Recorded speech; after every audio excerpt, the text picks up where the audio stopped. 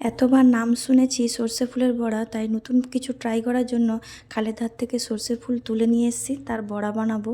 এটা আমি একেবারে নতুন প্রথমবার বানাবো, তাই একটু মনে মনে ভয় লাগছে।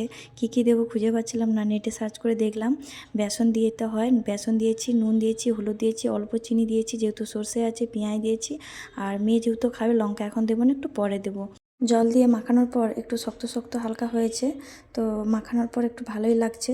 তো প্রথমবার মাখালাম, কেমন কি হবে কি জানি, তো ভয় একটু লাগছে। তেলটা গরম করে কড়াইতে দিয়ে দিলাম, তারপর ভাজা হয়ে যাওয়ার পর বেশ মুচমুচে তো হয়েছে।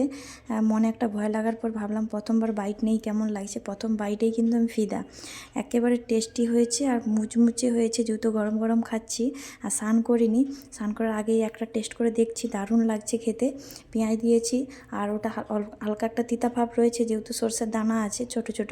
তো তোমরা যদি খাবে চলে এসো, দারুণ খেতে।